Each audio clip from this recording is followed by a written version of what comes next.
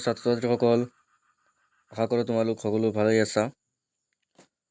আজি আমি ক্লাছ 7-ৰ অনুপাত আৰু সমানুপাত যিটো অধ্যায়টো নতুন গণিতৰ অনুপাত আৰু সমানুপাতৰ আজি অনুপাত চেপ্টাৰটো আমি কৰি আছোঁ। চোৱা, অনুপাত মানে কি? ইয়াতে সংজ্ঞাটো চোৱা। A ratio says how much of one thing is compared to another thing. অনুপাতক ইংলিছত ৰেচিঅ' বুলি কোৱা হয়। এটা অনুপাতে এটা ৰাশিৰ তুলনাত আনটো ৰাশি কিমান গুণ তাকে বুজায়। ঠিক আছে, এটা ৰাশিৰ তুলনাত আনটো ৰাশি কিমান গুণ। ইয়াত কিছুমান মনত ৰাখিবলগীয়া কথা চোৱা। অনুপাতৰ কোনো একক নাথাকে। অনুপাত উলিয়াবলগীয়া ৰাশিকেইটা একেজাতীয় হ'ব লাগিব, আৰু একেজাতীয় হ'লে ইয়াক একে একযুক্ত বনাব লাগিব। অনুপাত উলিয়াবলগীয়া ৰাশিবোৰ একে একযুক্ত হ'ব লাগে। কেতিয়াবা এনেকুৱা অনুপাতো আছে যিবিলাক অনুপাতত একক থাকিব পাৰে, ইয়াতে কি আছিল নাথাকে। তো তেনেকুৱা অনুপাতবিলাকক আচলতে হাৰ বুলি কোৱা হয়। ঠিক আছে, আচ্ছা, ইয়াতে আমি তেনেকুৱা অনুপাতৰ বিষয়ে আলোচনা কৰা নাই, আমি নকৰোঁ। আমি কেৱল একক নথকা অনুপাতবিলাকেই থাকিব। ঠিক আছে, এইবিলাকৰ বিষয়ে আলোচনা কৰিম। চোৱা, এটা উদাহৰণ চোৱা তোমালোকে।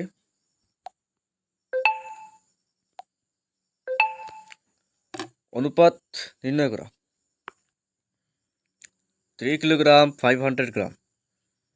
দিয়া দুটা ৰাশি দিয়া আছে, দেখা পাইছা। এটা দিয়া আছে 3 কিলোগ্ৰাম, আনটো 500 গ্ৰাম। এই দুইটা ৰাশি মানে কি? কোনো এটা পৰিমাণ। আৰু ইয়াত ওজনৰ পৰিমাণ দিয়া আছে। দুইটা ৰাশি একে, দুইটাত বুজাইছে ওজনৰ পৰিমাণ। দুইটাৰ একক একে নহয়। আমি এককখিনি একে কৰিব লাগিব, কাৰণ অনুপাত উলিয়াবলগীয়া ৰাশিকেইটা একে একযুক্ত হ'ব লাগে। এইকেইটা কথা ওপৰত দিয়া আছিল। তো প্ৰথম ৰাশি দিয়া আছে 3 কিলোগ্ৰাম। ইয়াক আমি 3000 কিলোগ্ৰাম লিখিছোঁ, কাৰণ আমি জানো যে 1 কিলোগ্ৰাম বা 1 কেজি ইজ ইকুৱেল টু 1000 গ্ৰাম। ঠিক আছে, 1000 গ্ৰামত 1 কিলোগ্ৰাম হয়। 1000 গ্ৰামত যদি 1 কিলোগ্ৰাম হয়, তেতিয়াহ'লে কি আছিল? 1 কিলোগ্ৰামত 1000 গ্ৰাম, হয়নে নহয়? তেতিয়াহ'লে 3 কিলোগ্ৰামত 3000 গ্ৰাম হ'ব, হয়নে নহয়? কাৰণ 3 কিলোগ্ৰামটো 1 কিলোগ্ৰামৰ 3 গুণ। তেতিয়াহ'লে 1 কিলোগ্ৰাম আমি লিখিব পাৰোঁ 1000 গ্ৰাম। তেতিয়াহ'লে 3 কিলোগ্ৰামত ইয়াৰ 1000 গ্ৰামৰ 3 গুণ হ'ব লাগিব, মানে 3000 গ্ৰাম। ঠিক আছে, এতিয়া চোৱা দ্বিতীয় ৰাশি 500 গ্ৰাম 500 গ্ৰাম।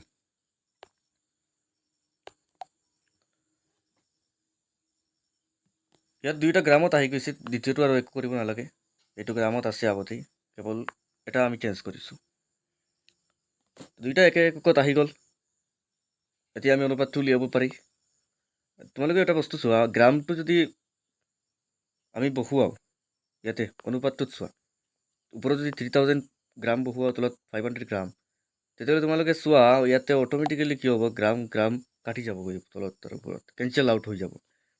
সেইকাৰণে অনুপাতত কোনো একক নাথাকে। শেষত গৈ পেলাই কি হয়? অনুপাতত কোনো একক নাই, এইটো লিখা আছিলে আমাৰ ইয়াতে। তোমালোকে চোৱা, 3000 মানে কি? 3000টো আমি লিখিব নোৱাৰি নেকি? এনেকৈ 30 × 100 লিখিব পাৰি। 5000ক লিখিব পাৰি, 5 × 100 লিখিব পাৰি। এতিয়া দুইটা আমি এনেকুৱা দিয়া আছে আমাক। অনুপাতবিলাকতো ভগ্নাংকৰ ৰূপত লিখা হয়, আৰু ভগ্নাংক তোমালোকে পঢ়ি আহিছা যে আমি কি কৰিব পাৰি, এনেকৈ আমি কেঞ্চেল আউট কৰিব পাৰি, হয়নে নহয়? 100 আৰু 100, বা আমি 100ৰে তলত ওপৰত হৰণ দিব পাৰি, তেতিয়াও 100টো কাটি যাব। ভগ্নাংশ বা পৰিমেয় সংখ্যাবোৰ পাই আহিছা নিয়মবিলাক, কাটিব পাৰি। ঠিক আছে, এইটোৰ লগত এইটো কাটি যাব, আৰু এইটো দুইটা হৰণ দিব পাৰি। তাত ৰাখিব কি? শেষত গৈ 30/5। আকৌ ইয়াক কেঞ্চেল আউট কৰিব পাৰি। 30 আৰু 5ক আমি 5ৰে হৰণ দিব পাৰি। ঠিক আছে, দুইটাক 5ৰে হৰণ দি দিলোঁ। তেতিয়াহ'লে কি থাকিব? 6 ওপৰত আৰু তলত থাকিব 1। তেতিয়াহ'লে কি আহি গ'ল 6:1 ইয়াক আমি কলন বুলি ক'ব পাৰি 6:1 বা 6:1 বা কোনোবাই 6:1 বুলি কয় বুজি পাইছা মাজত যিটো আছে এইটো কলন হে তো আমি এইদৰে অনুপাতটো লিখিব পাৰি এইদৰে বা এইদৰে যিকোনো এটা ধৰণে লিখিব পাৰিবা কোনো অসুবিধা নাই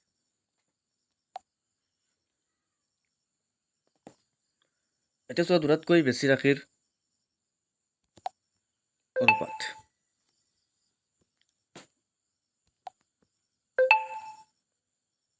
চোৱা ধৰা এ বি আৰু চি এই তিনিজন মানুহ ঠিক আছে তিনিজন ব্যক্তি এ বি আৰু চিৰ হাতত টকাৰ পৰিমাণ ক্ৰমে 30 টকা 60 টকা আৰু 45 টকা এ বি আৰু চিৰ হাতত টকাৰ অনুপাত হ'ব 3:60:45 মই এটা বস্তু তোমালোকক কৈ দিওঁ এইটো উদাহৰণৰ ক্ষেত্ৰত ইয়াতে মই কোৱা নাছিলোঁ তোমালোকক ৰ'বা ইয়াত তোমালোকে দেখা পাইছিলা যে আমি শেষত গৈ পেলাই কি পাইছিলোঁ 6:1 ইয়াৰ পৰা আমি কি বুজি পাওঁ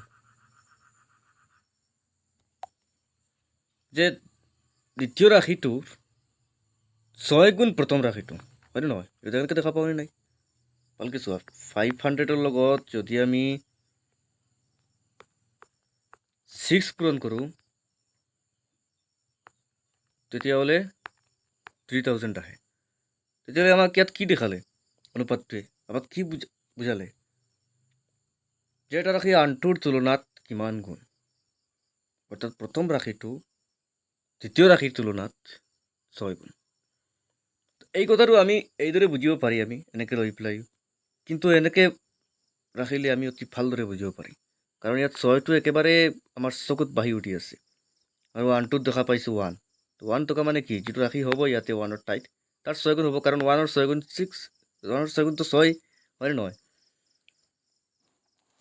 6 আৰু আচ্ছা তেনেকুৱা আৰু 1ৰ ঠাইত যিটো হ'ব যিটো ৰাশি আছে 1ৰ ঠাইত কিমানটা আছিল 500 আছিল আমি কেঞ্চেল কৰি পেলাইতো পাইছোঁ 6:1 তো সেই ৰাশিটোৰ 6 গুণ প্ৰথম ৰাশিটো এইদৰে আমি বুজিব পাৰি তো সেইকাৰণে আমি কি কৰোঁ অনুপাত উলিওৱাৰ সময়ত ইয়াক কেঞ্চেল আউট কৰি পেলাই এইটো ফৰ্মত লৈ আহোঁ বুজি পাইছা এইটো ফৰ্মত অনাটো আমাৰ বাবে অত্যন্ত জৰুৰী ইয়াৰ পৰা আমি ভালদৰে বুজিব পাৰি তোমালোকে ইয়ালৈকে ৰাখি নথবা যেতিয়া কুৱেশ্যন আহিব তেতিয়া ইয়াতে যিমান পৰা কেঞ্চেল কৰি পেলাই শেষত দুটা সংখ্যা আনিবা যি দুটা সংখ্যাৰ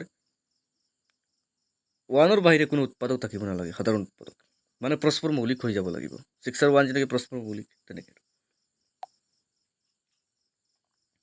আচ্ছা মই কি বুজাই আছিলোঁ এইটোৰ কথা যে তিনিজনৰ হাতত টকা আছিল তো সেইকাৰণে তিনিজনৰ টকাৰ আমি এনেকৈ অনুপাত ল'ব পাৰোঁ ঠিক আছে কিন্তু ইয়াক চিম্পলেষ্ট ফৰ্ম বা সৰল আকৃতিত বা লঘিষ্ঠ আকৃতিত লৈ যোৱাটো আমাৰ বাবে দৰকাৰী সেইকাৰণে কি কৰা হৈছে 30 60 45 তিনিটা আছে ঠিক আছে তিনিজনৰ টকা আছিল প্ৰথমতে তো টকাখিনিৰ পৰা অনুপাত উলিওৱা হৈছে এতিয়া অনুপাত উলিওৱাৰ পিছত টকাখিনি আছে নেকি এতিয়া নাই এতিয়া কেৱল আমি তুলনা সেইটো বুজিব পাৰি যে কোনটোৰ তুলনাত কোনটো বেছি কিন্তু ইয়াত তেওঁলোকৰ প্ৰকৃত টকাৰ মানখিনি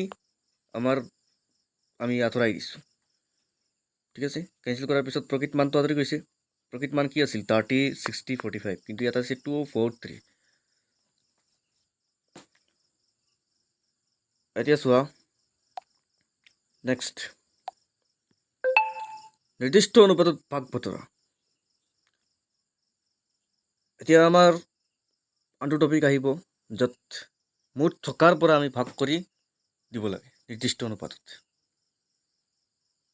এতিয়া চোৱা কিদৰে আমি ভাগ কৰিব পাৰি ধৰা নিতা আৰু ৰীতাৰ মাজত 2:3 অনুপাতত 100 টকা ভগাই দিব লাগে ঠিক আছে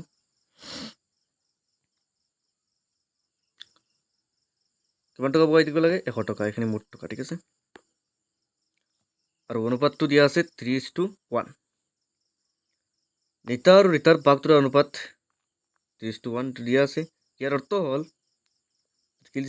হ'ল নিতাই 2 টকা পালে ৰিতাই 3 টকা পাব। এইটো ভালদৰে লক্ষ্য কৰিবা, কি কৈছে নিতাই 2 টকা পাইছে নহয়, পালে।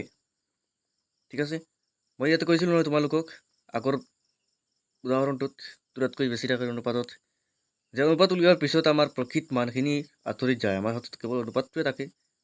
ইয়াৰ পৰা আমি কৈ দিব নোৱাৰি যে ইয়াত যিখিনি দিয়া আছে 2, 4, 3 এইকেইটা তেওঁলোকৰ প্ৰকৃত মূল্য। এইকেইটা নহ'ব পাৰে, হ'বও পাৰে, কিন্তু এইকেইটাৰ গুণিতকটো হ'ব, চিয়'ৰ হ'ব, কাৰণ 32 2ৰ গুণিতক। ঠিক আছে, 30 আছিল নহয় ইয়াতে, তেওঁলোকৰ এৰ টকাৰ পৰিমাণ আছিল 30, ইয়াতে 30 আছিল নহয়, তো 30ৰ পৰা 2টো আহিছে, তো 32 2ৰ গুণিতক। তেনেকৈ 4ৰ গুণিতক 60, 3ৰ গুণিতক 45। তো ইয়াতো তেনেকৈ যিটো 2:3 আমাৰ দিয়া আছে, ইয়াতে এইটো বুজাইছে যে নিতাই পোৱা টকাটো হ'ব 2ৰ গুণিতক আৰু নিতাই পোৱা টকাটো হ'ব 3ৰ গুণিতক।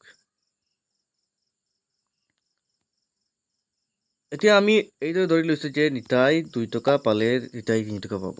যদি পায়, সঁচা অৰ্থত নাপাবও পাৰে বা পাবও পাৰে, 3 টকা পাব। ঠিক আছে, ইয়াৰ পৰা আমি বুজিব পাৰিছোঁ যিহেতু 2 + 3 ইয়াতে যিটো অনুপাত দিয়া আছে, এই অনুপাতত থকা সংখ্যাকেইটাৰ যোগফল 5 আহিছে, গতিকে 2ৰে মাজত 5 টকা বঢ়োৱা হ'লেহেঁতেন, যদি ভালকৈ লক্ষ্য কৰিবা, যদি বঢ়োৱা হ'লেহেঁতেন তেন্তে নিতাই 2 টকা আৰু নিতাই 3 টকা পালেহেঁতেন। ইয়াতে আমাৰ মুঠ টকা দিয়া আছিল নহয়, এইখিনি বঢ়াই দিব লাগে, তো সেইকাৰণে অনুপাতত থকা সংখ্যাকেইটা টোটেল কৰা হৈছে। আৰু কৰি পেলাই আমি এইটো ক'ব পাৰি, যদি এইখিনি বঢ়ুৱাই দিয়া হ'ল 5 টকা, 5 টকাৰ ঠাইত 100 টকা বঢ়ুৱাই দিয়া হৈ আছে, তেন্তে নিতাই 2 টকা আৰু নিতাই 3 টকা পালেহেঁতেন, এইদৰে আমি ক'ব পাৰি। কিন্তু ইয়াতে কি বঢ়ুৱাই দিয়া হৈছে 100 টকা। এতিয়া চোৱা আমি এইটো কেনেকৈ ছল্ভ কৰিব লাগে। আচ্ছা, মই এটা কথা ইয়াতে উল্লেখ কৰি দিওঁ, এক্সাম্পল হিচাপত ধৰি লোৱা 5 টকা সঁচাকৈ বঢ়াই দিয়া হৈ আছে। ঠিক আছে, এতিয়া 5 টকা বঢ়াই দিলে নিতাই 2 টকা পালেহেঁতেন, এতিয়া আমি বুজি পাই আছোঁ। তেতিয়াহ'লে 5 টকাৰ পৰা 2 টকা কেনেকৈ আহিব, ভালকৈ চোৱাচোন। যদি আমি 5 টকাক 5 ভাগ কৰোঁ, মই কি কৈছোঁ, 5 টকাক 5 ভাগ কৰোঁ, 5 টকাৰ পৰা আহি গ'ল 2 + 3, হয়নে নহয়, 2 আৰু 3 যোগফল, যিখিনি অনুপাতত দিয়া আছে। এইখিনি কিন্তু সঁচা অৰ্থত নহয়, সঁচা অৰ্থত 5 টকা দিয়া হোৱা নাই তেওঁলোকক, আৰু তেওঁলোকে নিতাই 2 টকাও নাপায়। কিন্তু মই এনেকৈ দৰে লৈছোঁ, আৰু ইয়াৰ পৰা আমি কি পাব পাৰোঁ, যদি এনেকৈ লওঁ তেতিয়াহ'লে ইয়াতে 5 আহিব, ইয়াতে 5 কাটি পেলাই 2 টকা আহি যাব, হয়নে নহয়। তেতিয়া নিতাই পোৱা টকাটো আমি ভগ্নাংশৰ সহায়ত কেনেদৰে উলিয়াইছোঁ, দেখা পাইছা, 5 ভাগৰ 2 ভাগ লৈছোঁ, লৈ পেলাই আমি 5ৰ লগত পূৰণ কৰি দিছোঁ। তেতিয়া সঁচা অৰ্থ কি আহিছে, আমাৰ নিতাৰ টকাখিনি আহি গৈছে। তো ইয়াত 5টো নহয়, প্ৰশ্ন আমাৰ কি দিয়া আছিল, 100 টকা দিয়া আছিল, 100 টকা বঢ়াই দিব লাগে। তো এই 5টোৰ ঠাইত যদি আমি 100 বহুৱাই দিওঁ আৰু ইয়াক 5 ভাগ কৰোঁ আৰু 2 ভাগ উলিয়াই লওঁ, তেতিয়াহ'লে নিতাৰ টকাটোত নাহিব নেকি, অবভিয়াছলি আহিব, হয়নে নহয়। আমি ইয়াতে কি ধৰিছিলোঁ, মই অনুপাতৰ পৰা 5টো উলিয়াইছিলোঁ, যে যদি 5 টকা বঢ়োৱা হ'লহেঁতেন নিতাই 2 টকা, সঁচা অৰ্থত পাব নিতাই 2 টকা, আৰু তলতে 5 আহিছিল, এই 5টোতো বুজি পাইছা, এই 5টোৱে আমি উলিয়াইছোঁ, আৰু মুঠ টকা 5 লৈছোঁ, আৰু সেই মুঠ টকাক যদি 5 ভাগ কৰোঁ আৰু 2 ভাগ লওঁ, তেতিয়াহ'লে নিতাই 2 টকা পায়। তে মুঠ টকা যদি 100 হয়, তাক 5 ভাগ কৰি 2 ভাগ ল'লে নিতাৰ টকাটো আহি যাব, আৰু এইটো হ'ব প্ৰকৃত টকাটো, যিটো ইয়াত 100 নহয় জানো, 100, বুজি পাইছা ভালদৰে, ঠিক আছে।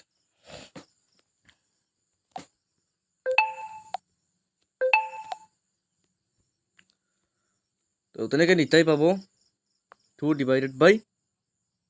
2 + 3 ইনটু মুঠ টকা, আমি এইদৰে উলিয়াব পাৰি। তো মুঠ টকা আছিল 100 টকা, তো 100 টকা আমি 100ক 5 ভাগ কৰিলে 20 20কৈ পৰে, 5 ভাগ কৰিলে 20 20 20, এনেকৈ 5টা 20 আহিব, হয়নে নহয়। 5টা 20 যোগ কৰিলে কি আহে, 100 আহে নেকি, এইকেইটা যোগ কৰাচোন, 20 আহিব।